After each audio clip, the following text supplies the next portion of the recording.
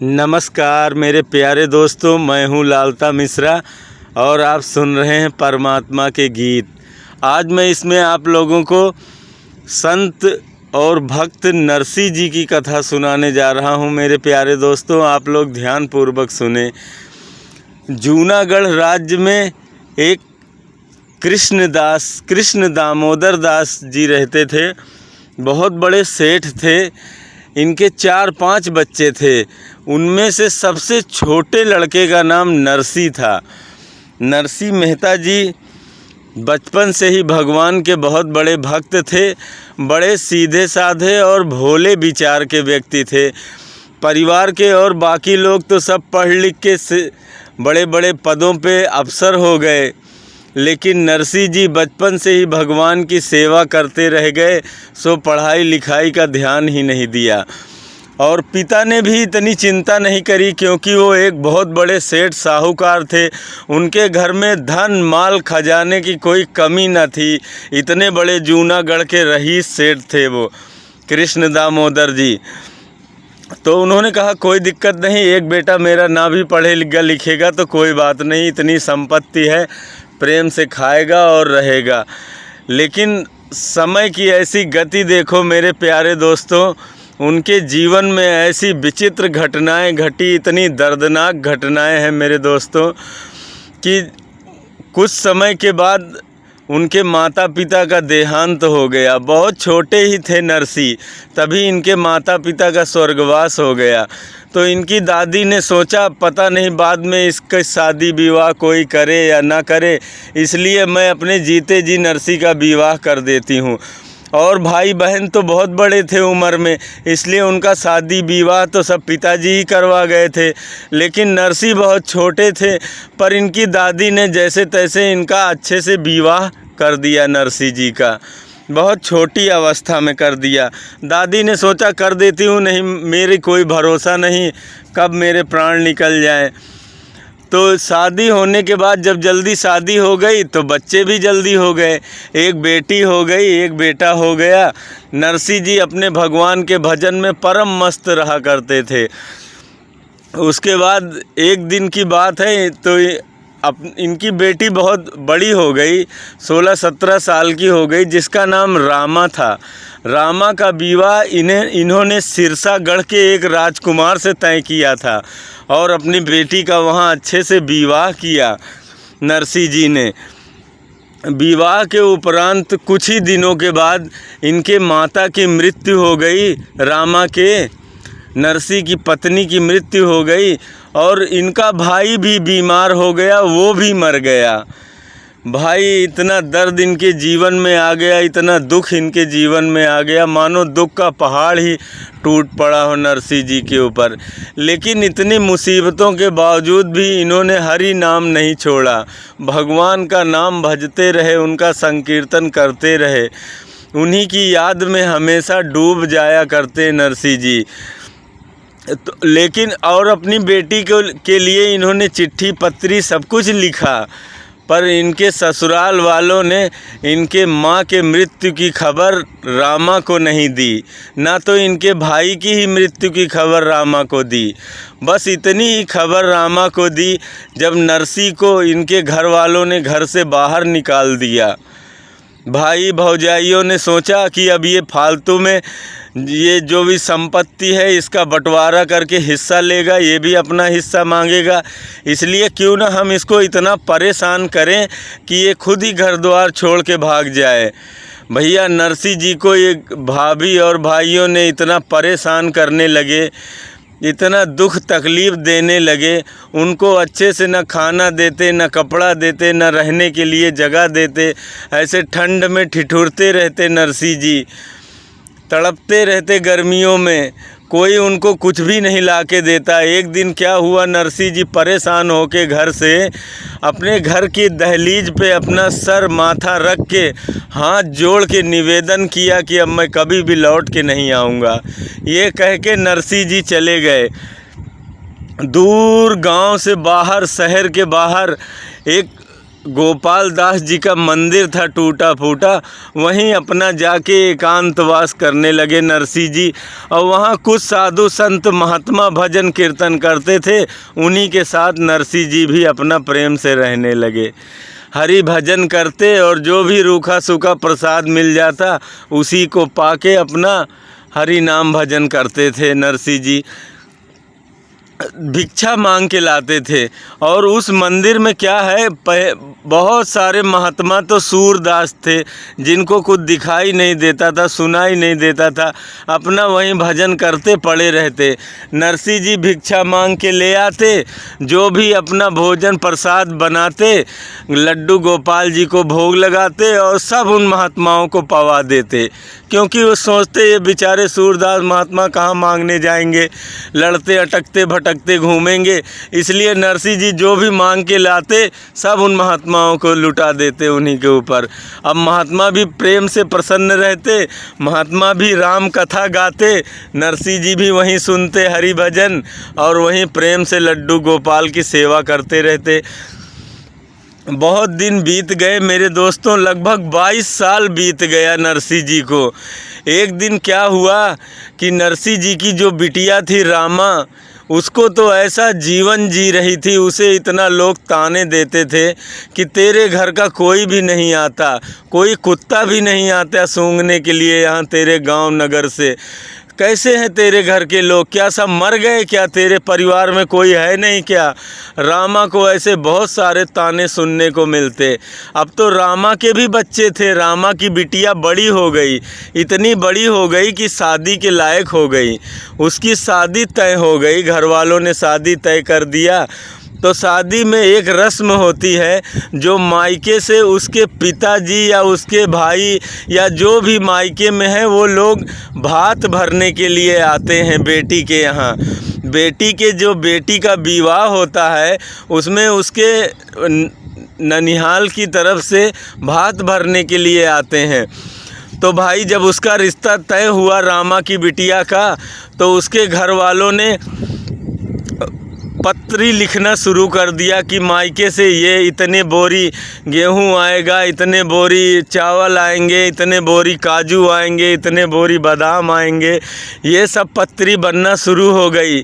भैया रामा को तो सिर्फ एक ही खबर मिली थी कि मेरे पिताजी को राज्य और संपत्ति से बेदखल कर दिया गया है, वो अपना भरण पोषण एक आश्रम में रह के करते हैं। इतनी खबर रामा को भी मिल गई थी। उड़ते भटकते रामा ये सुन के, जब उसने सुना कि ये पत्री में लिखा जा रहा है, इतनी सामग्री लिखी जा रही, रामा ज़ोर ज़ोर से रोने लगी और दौड़ के जाके अपने पति के पैरों में गिर पड़ी रामा और बोली, तुम जो कहोगे मैं वो करने के लिए तैयार हूँ, मैं जीवन भर तुम्हारी दासी बन के रहूँगी, लेकिन मेरे पिता के पास ये पत्र मत भेजना, क्योंकि उनके पास तो खाने के लिए दाने भी नहीं हैं, वो कहाँ से ला के देंगे। उन्होंने कहा कि वो कहाँ से ला के देंगे ऐसी चीज़ें जो तुम लिख रहे हो, मत लिखो वरना हमारे पिता तो मर जाएंगे ये सब देख के। तो भैया रामा रोती रही, लेकिन उनके घर वालों ने एक भी नहीं सुना और नाई को बुलाया। नाई से कहा कि नाई ये पत्री ले जाओ और नरसिंह को दे आओ, क्यों बता देना कि तुम्हारी पोती का भात भरना है, तारीख बता देना, ये पत्री दे देना, नरसिंह आ जाएंगे। भैया नाई तो घर के भीतर भी जा सकता है। नाई घर के भीतर जैसे ही गया,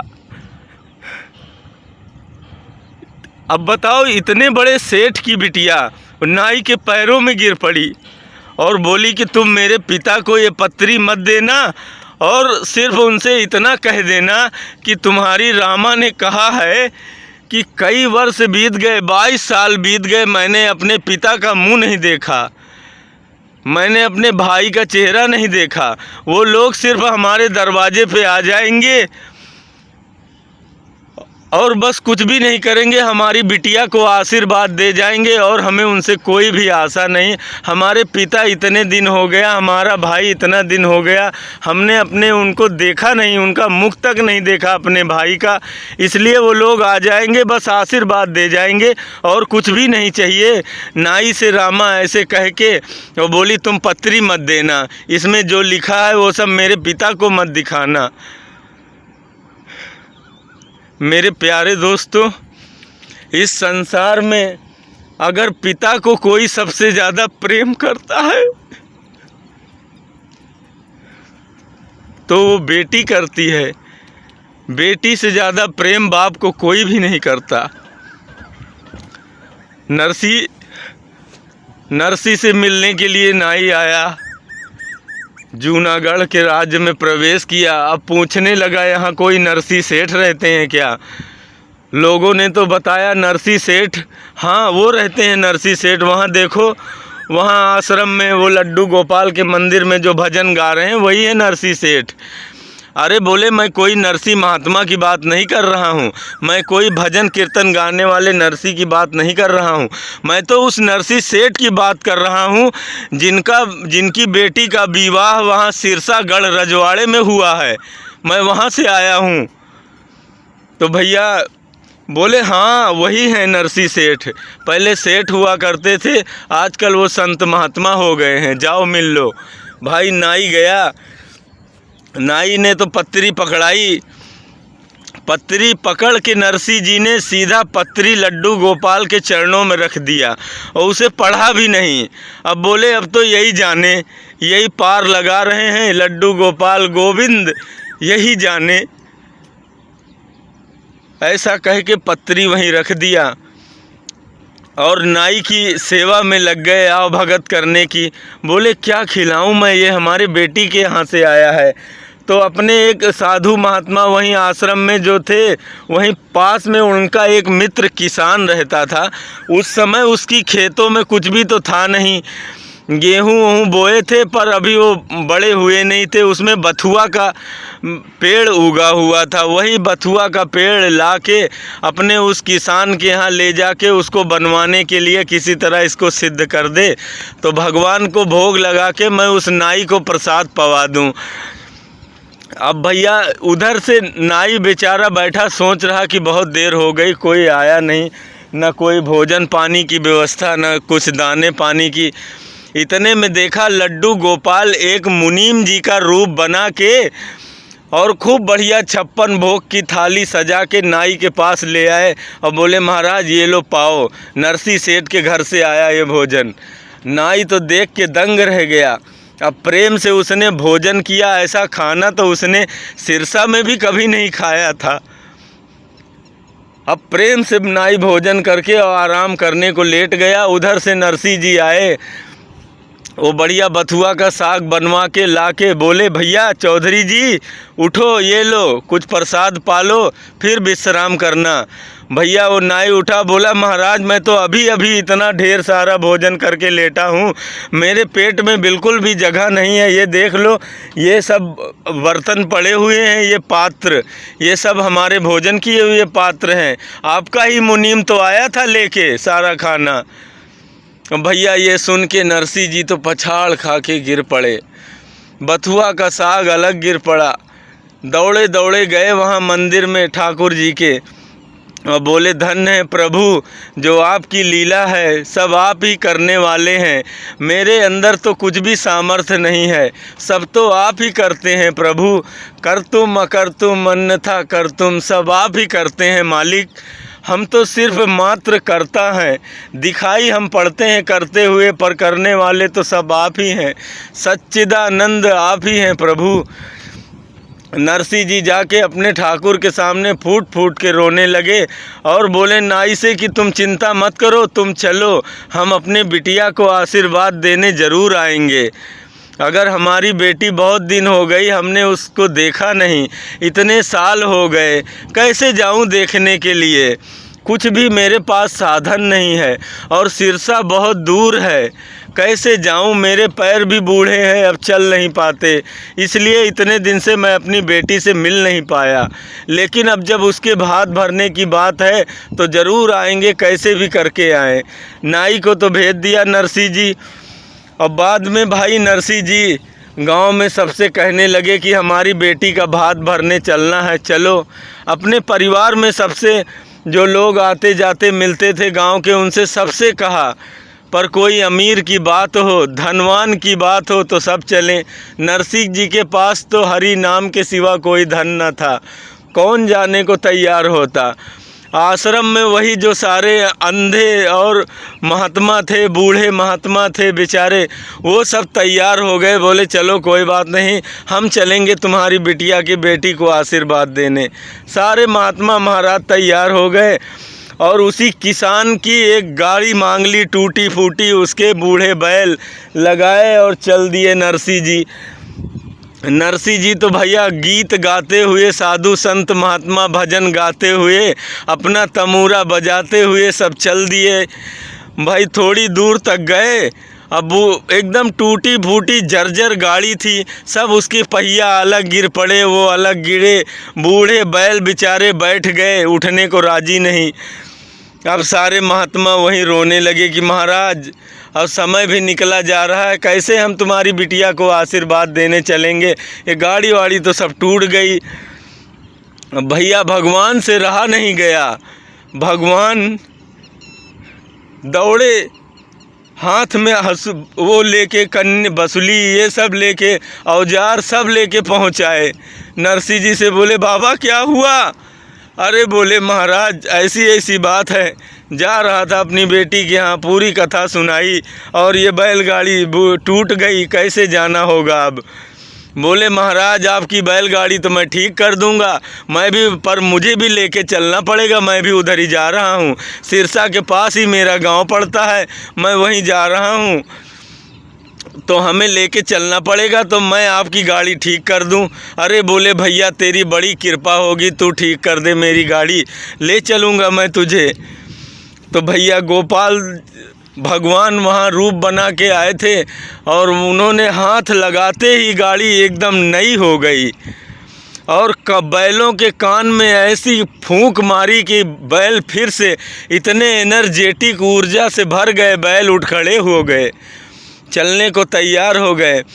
तो भैया साधु संत महात्मा सब वाह वाह करने लगे, सब उसको खूब आशीर्वाद देने लगे, बोले भैया तेरा लाख लाख शुक्र है, तूने हमारे गाड़ी ठीक कर दी, हमारे बैलों को खड़ा कर दिया, तू चल। एक बात, अगर तू गाड़ी चलाना जानता हो तो ये तो और अच्छी बात है, क्योंकि हम में से कोई नहीं गाड़ी चलाना जानता, इसीलिए तो गाड़ी गिर गई, हम गड्ढे में कूद गए, टूट गई गाड़ी, हमें चलाना नहीं आता।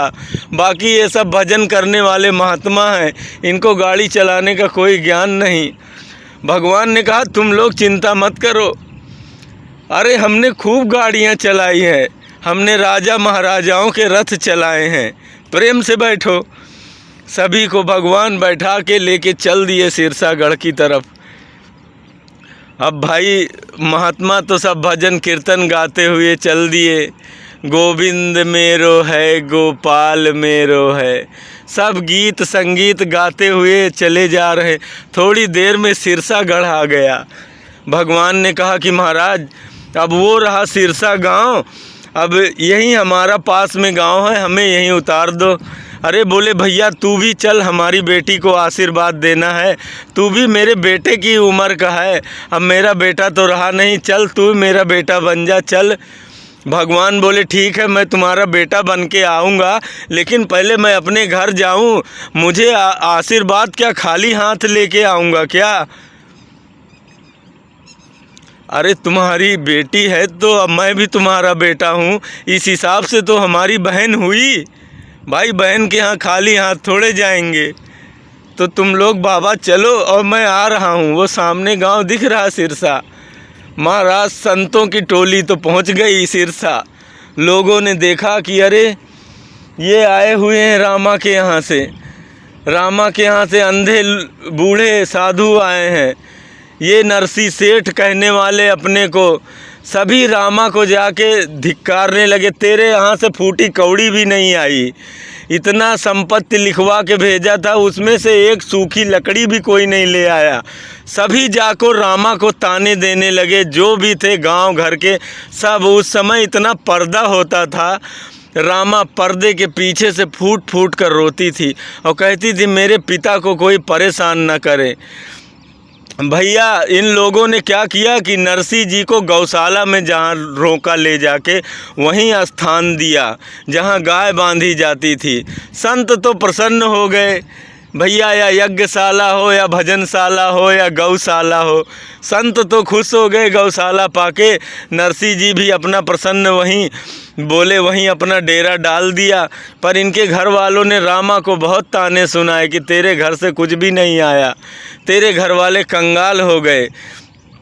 रामा अब क्या करती बेचारी, फूट फूट कर रोती थी घर के भीतर से ही, और भगवान को बार बार कहती थी हे प्रभु तुम मेरे पिता की रक्षा करना, वो इतने शर्मीले हैं कि अगर ऐसी बातें सुन के कहीं वो अपने प्राण न दे दें।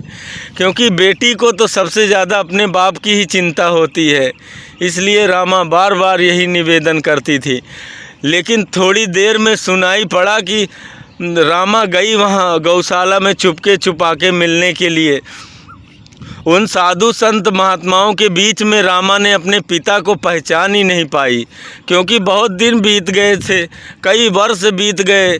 अब तो पहले नरसी सेठ हुआ करते थे, जब उन्होंने अपने बेटी रामा का विवाह किया था तब नरसी सेठ थे।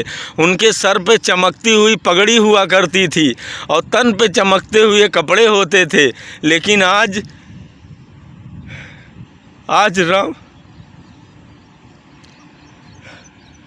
रामा पहचान नहीं पाई अपने पिता को।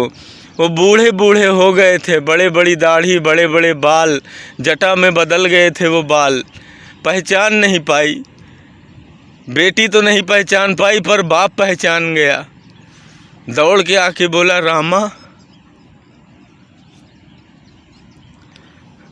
रामा को गले लगा लिया बाप ने।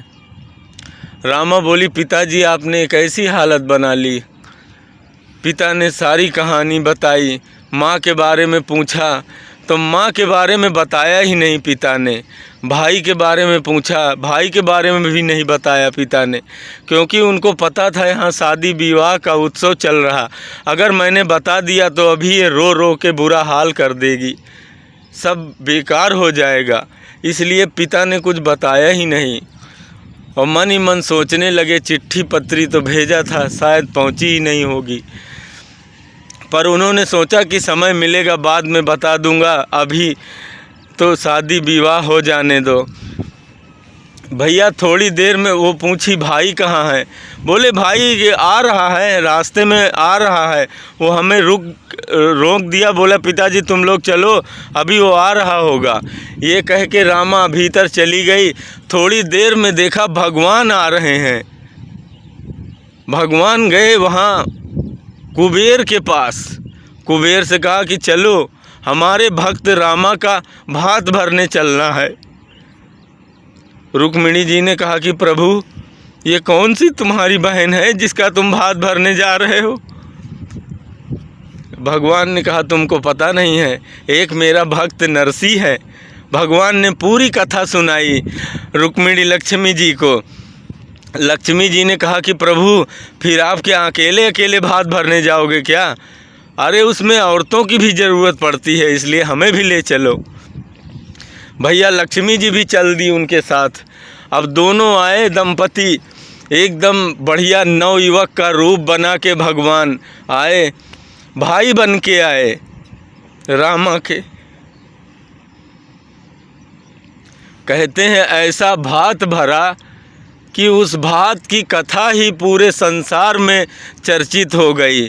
जहाँ एक सामान लिखवा रखा था वहाँ 4 दिया भगवान ने। एक बोरे लिखवा रखे की जगह 4 बोरे दिए। अगर एक गले का हार किसी ने लिख रखा है भगवान ने 10 दिए। जिसने एक मांगा उसे 10 दिया भगवान ने। पूरे समाज को इतना भर दिया कि रामा के घर परिवार में कहीं जगह न बची। भगवान ने ऐसा भात भरा, सब कुछ दिया, कुछ भी नहीं छोड़ा, गांव वालों को भी बांटा।